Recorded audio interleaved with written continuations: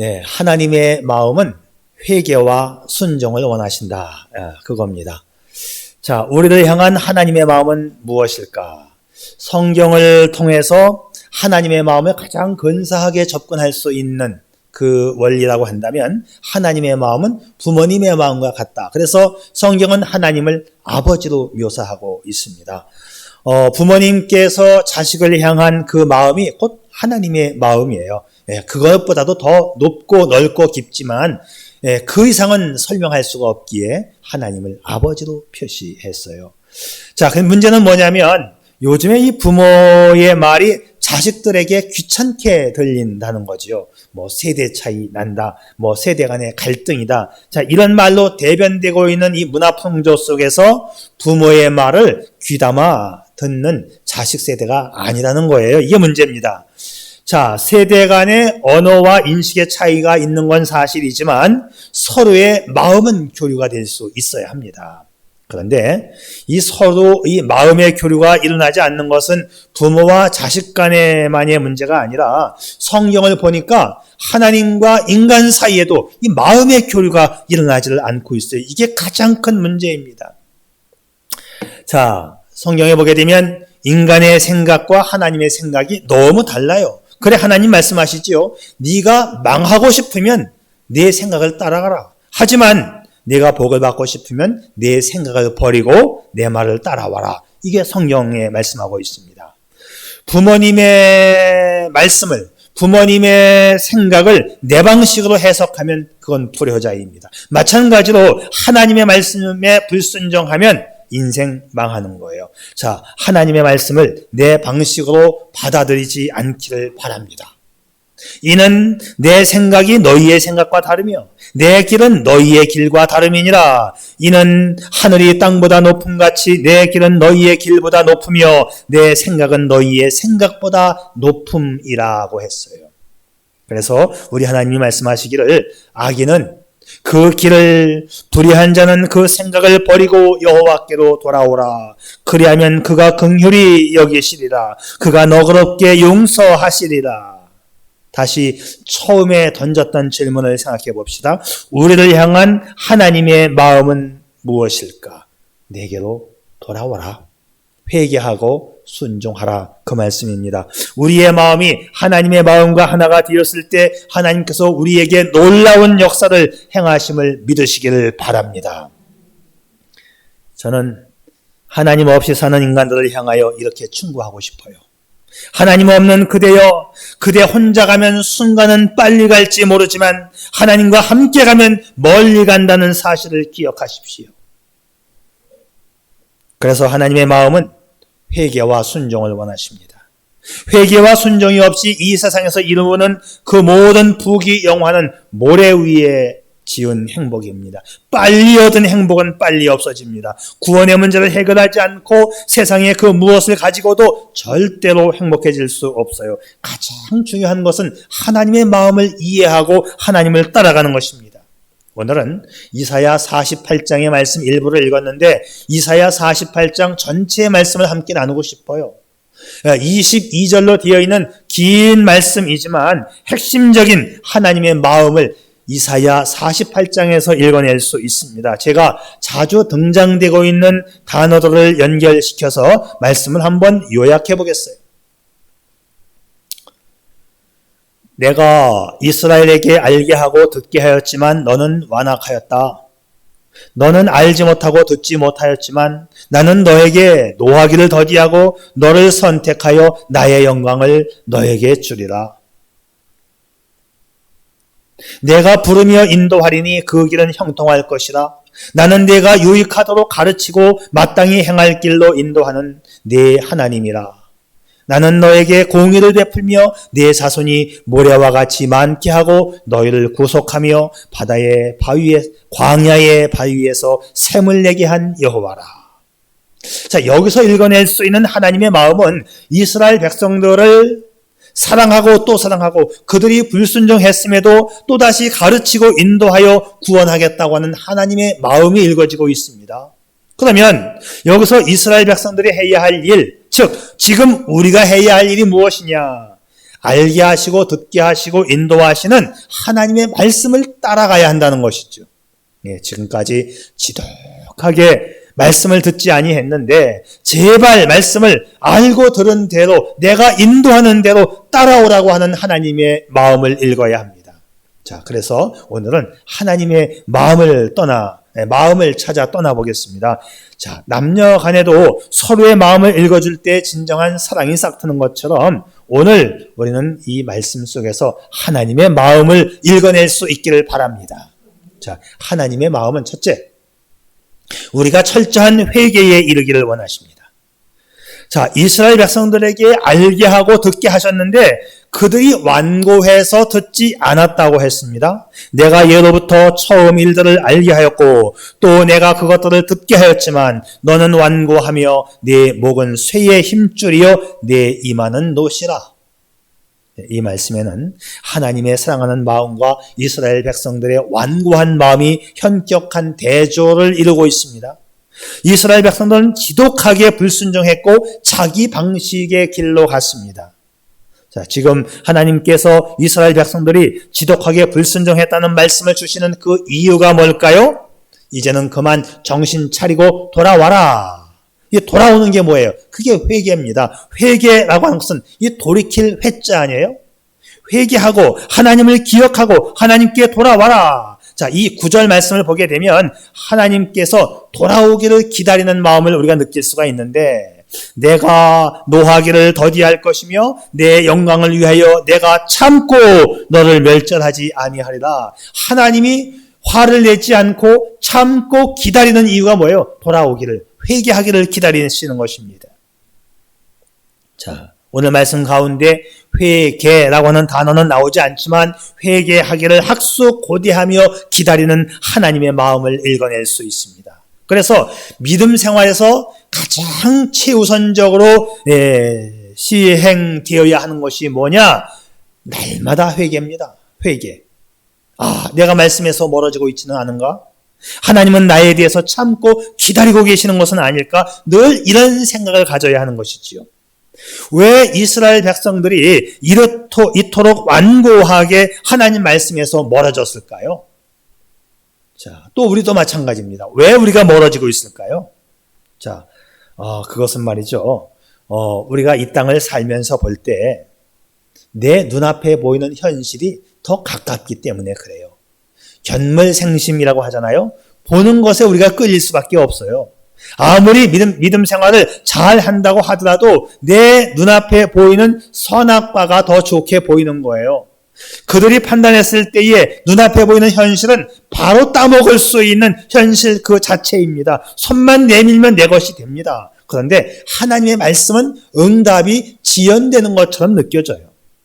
그래서 하나님을 믿으면서도 현실의 이익을 먼저 추구합니다. 쉬운 것부터 내가 먼저 취하고 하나님 앞에 기도해서 하나님의 축복도 취하자. 그것이 이스라엘 사람들의 모습이었었고 오늘 우리의 모습일 수가 있다는 것이지요.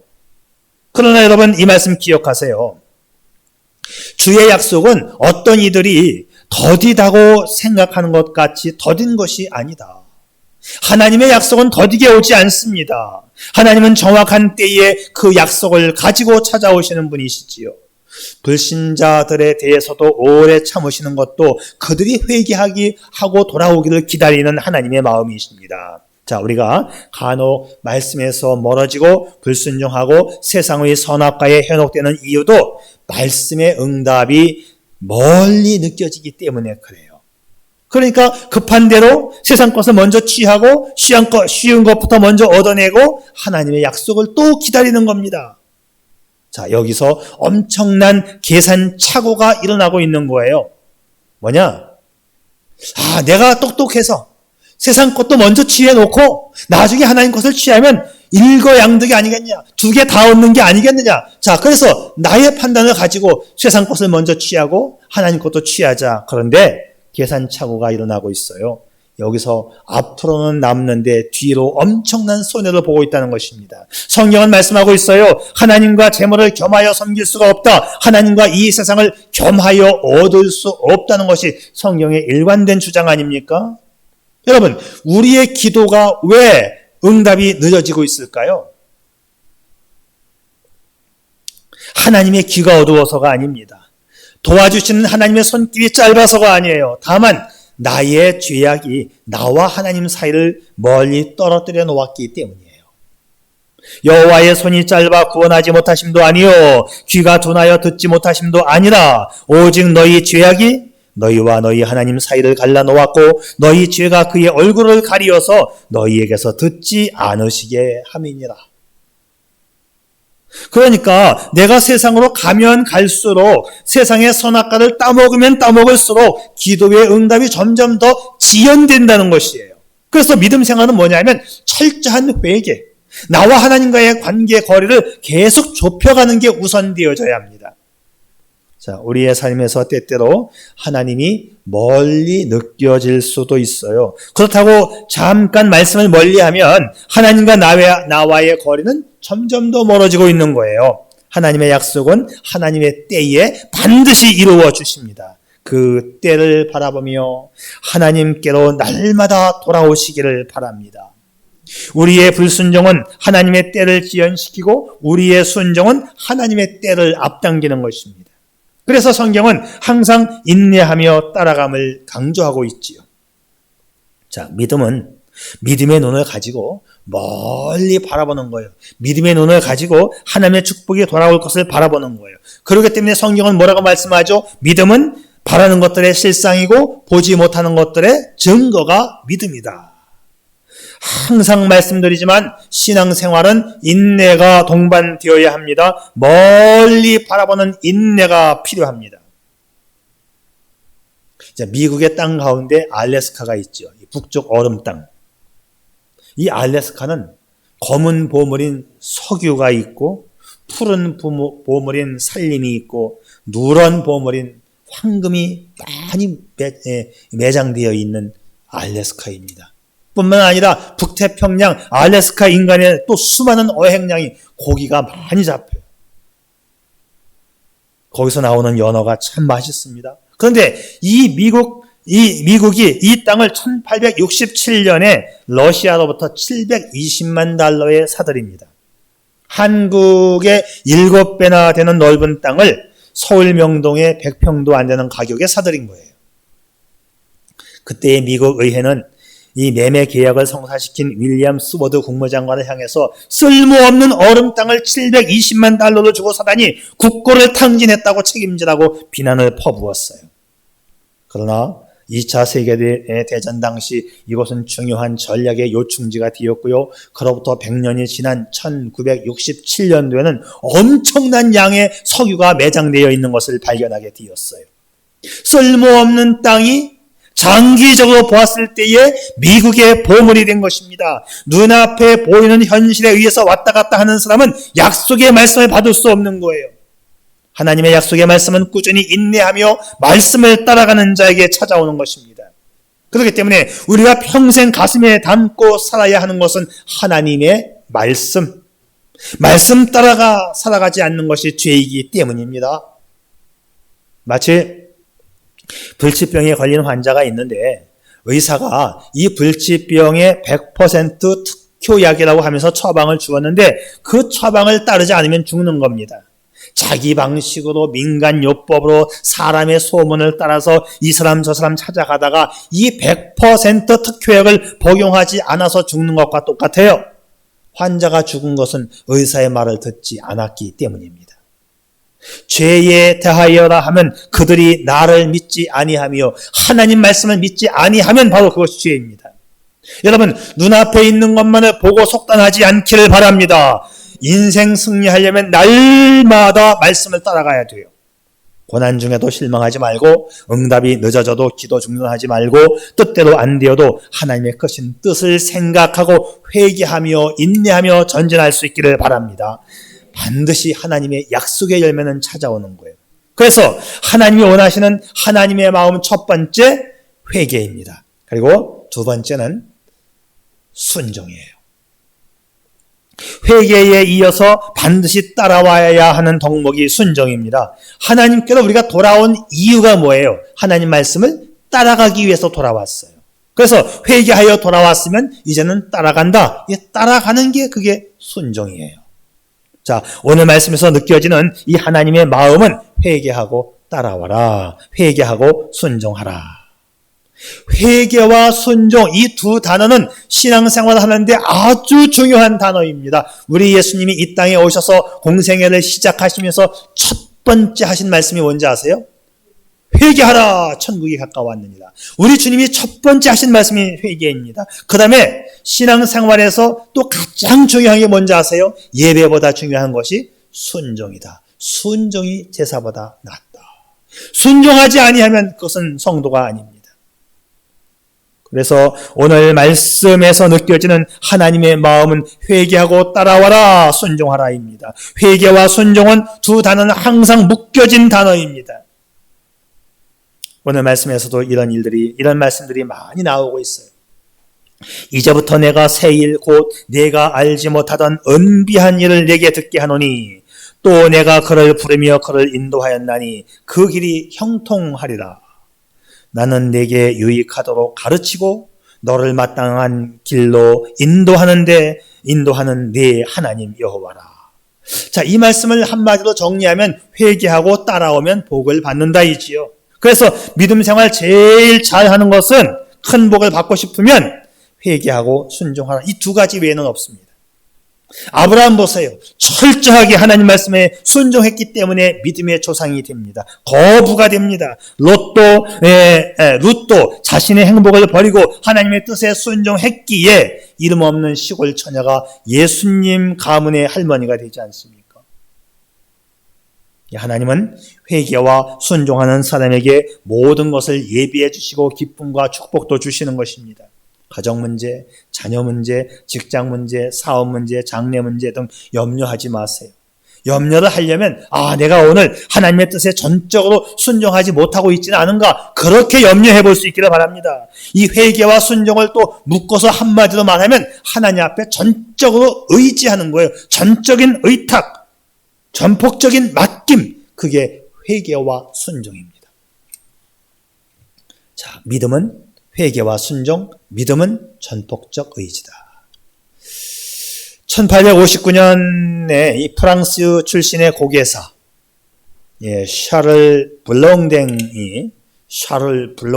제가 발음이 잘 안 돼가지고 미국식으로 이 발음을 하면 찰스 블론딘인데 제가 프랑스 말을 전혀 몰라요. 읽을 줄도 모릅니다. 근데 이제 미국식으로 찰스 블론딘이 미국 뉴욕 타임즈지에 작은 광고를 냅니다. 폭이 335m의 이 나야가라 폭포 위에 밧줄을 냈어요. 그리고 자신이 이 밧줄을 걸어서 미국에서 캐나다로 건너가고 다시 캐나다에서 미국으로 건너오겠다 광고를 냈어요. 만약 실수라도 하게 되면 그냥 끝장이죠. 자, 이 광고를 보고 수천 명의 관중들이 몰려들었습니다. 이 블론딘이 18km의 장대를 들고 균형을 잡고 한 발 한 발 외조를 걸어서 미국에서 캐나다로 건너갔습니다. 수천 명의 관중들이 우레와 같은 박수를 쳐주었지요. 그리고는 다시 줄 위에 올라가서 그 밧줄 위에 눕기도 하고 물구나무로 서기도 하고 또 눈으로 안대를 가리고 건너가기도 했어요. 또는 테이블을 밧줄 위에 올려놓고 그 밧줄 한가운데에서 와인을 마시는 일을 하기도 했어요. 심지어는 그 외줄 위에서 외발 자전거를 타고 건너가기도 했습니다. 갖가지 묘기를 다 보여주었어요. 그의 외줄타기 난이도가 점점 높아갈수록 관중들의 박수와 환호성이 커졌습니다. 자, 이렇게 이 블론딘의 묘기가 절정에 달했을 때 그가 관중들을 향해서 여러분, 제가 사람 한 사람을 업고 이 줄을 건너갈 수 있다고 믿습니까? 관중들이 일제히 환호성을 치면서 네, 믿습니다! 하고 박수를 쳐주었어요. 그때 가장 가까이에서 열렬하게 박수를 치는 한 사람을 지목하면서 당신 그럼 나와서 내 등에 타라고. 이 사람이 탔을까요? 안 탔을까요? 새파랗게 질리면서 아니라고.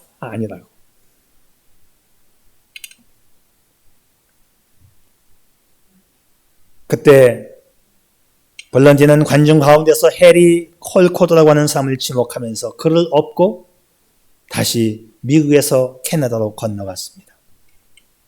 수천 명의 관중들이 숨을 죽여가며 그를 지켜보았고 블런딘과 콜코드는 무사히 이 폭포를 건너가는 데 성공하게 되었지요. 그에게 업혀서 이 폭포를 건넜던 콜코드는 블런딘을 전폭적으로 믿었던 사람이고 전폭적으로 의지해서 자신을 맡겼던 사람입니다.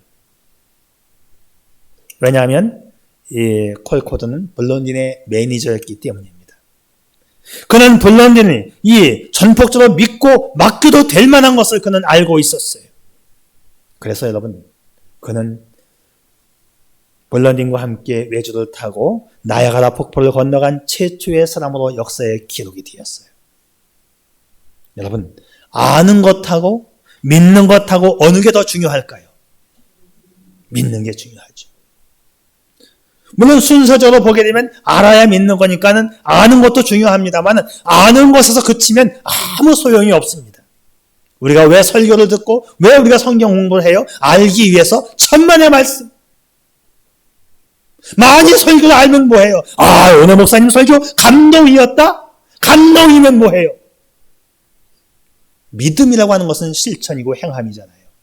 알기 위해서 설교를 듣는 게 아니라 믿기 위해서, 즉 행하기 위해서 설교를 듣는 거예요. 믿음은 실천입니다. 행함이 없으면 죽은 믿음이에요. 믿는 거예요. 현대그룹의 창업자 고 정주영 회장을 우리가 잘 알고 있죠. 그분은 업무 스타일이 아주 단호했다고 하잖아요. 그런데 회식 자리에서는 이 직원들의 마음을 아주 편안하게 해주고 사기를 높여주는 만능 엔터테인먼트라고 알려져 있어요. 어느 회식 자리에서 옆에 신입사원이 있었는데 이 신입사원이 안절부절하는 거죠. 높으신 회장님이 마침 자기 옆에 있으니까 얼마나 불안했겠어요. 정 회장이 이봐, 난 자네하고 함께 일하는 자네 부서의 과장이야. 편안하게 생각해. 예, 회장님. 예, 회장님, 알겠습니다. 내가 과장이라니까. 예, 회장님, 예, 회장님. 계속 불안해하는 거예요. 야, 내가 과장이라면 내가 과장이야.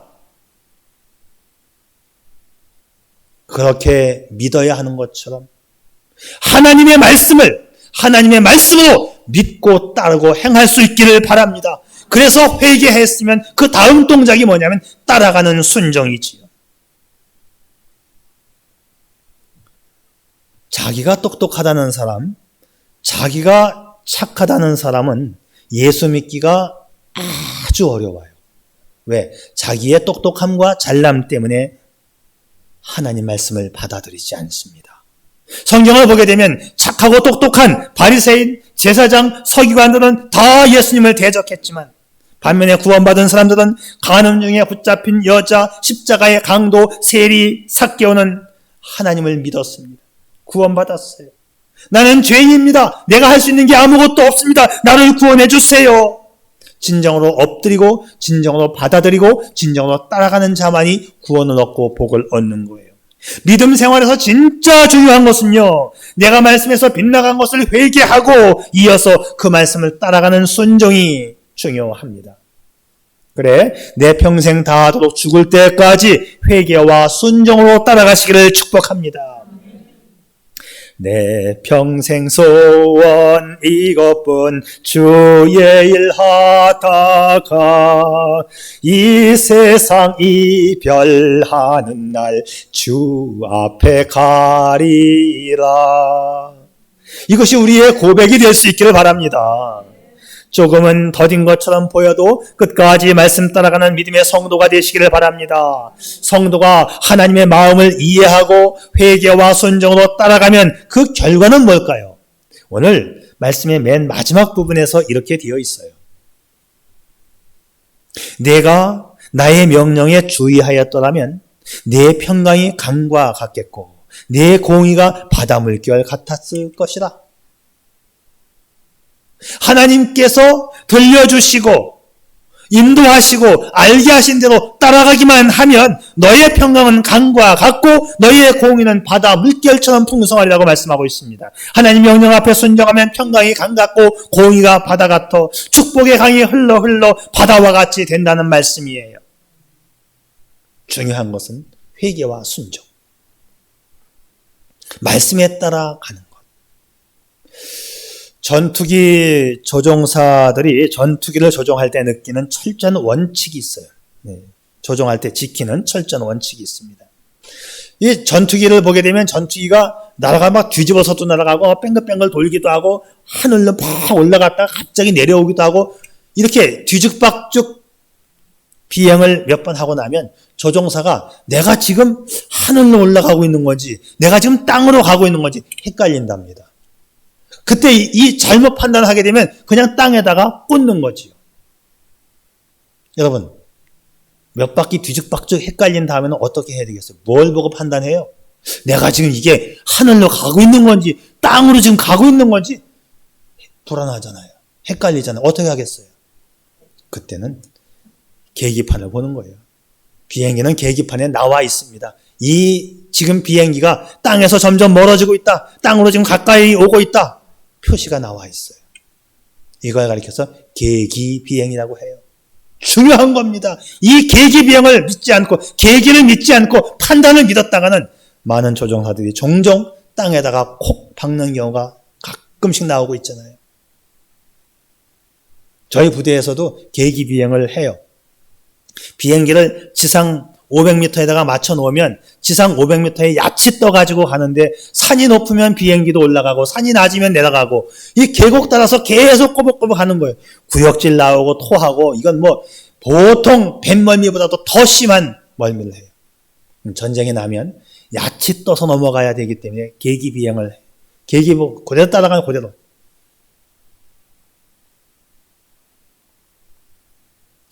우리의 신앙생활도 마찬가지입니다.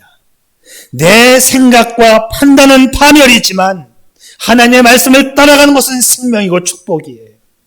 하나님 말씀에 대한 회개와 순종은 바다와 같은 축복이 흘러넘치는 통로임을 믿으시기를 바랍니다. 하나님의 말씀을 따라 회개와 순종으로 바다와 같이 넘치는 축복 누리는 여러분 되시기를 축복합니다. 기도하겠어요.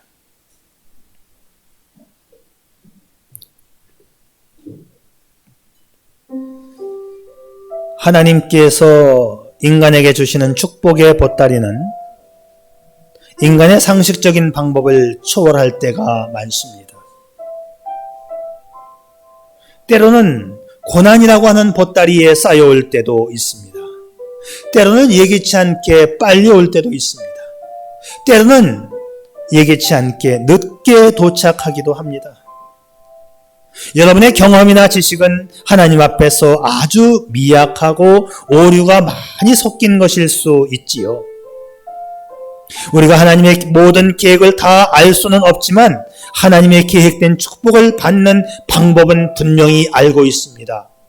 회개와 순종입니다. 그래서 날마다 하나님의 마음을 헤아리는 당신의 삶의 자세가 중요해요. 오늘에 충실하는 것이 아름답다는 말이 있어요. 기본에 충실하는 것이 아름답다는 말이 있습니다. 오늘의 삶에 충실하고 기본에 충실하는 것을 기독교적인 용어로 바꾼다면 하나님의 뜻을 헤아려 순종하는 것, 회개하는 것이 아름답다고 표현할 수 있을 거예요. 오늘 당신의 삶이 아름답고 바다와 같이 풍성한 하나님의 축복으로 성큼 다가오는 삶이 되시기를 축복합니다. 아멘. 아버지 하나님, 아버지와 함께 살아가는 우리의 삶이 되게 해 주옵소서. 언젠가 우리가 일생을 마치고 아버지 앞에 서게 될 때 아버지께서 주시는 그 칭찬의 상급으로 인해서 가슴 벅찬 은혜의 시간을 꿈꾸며 오늘도 회개와 순종으로 나아가게 해 주시옵소서. 예수님의 이름으로 기도 올리옵나이다. 아멘.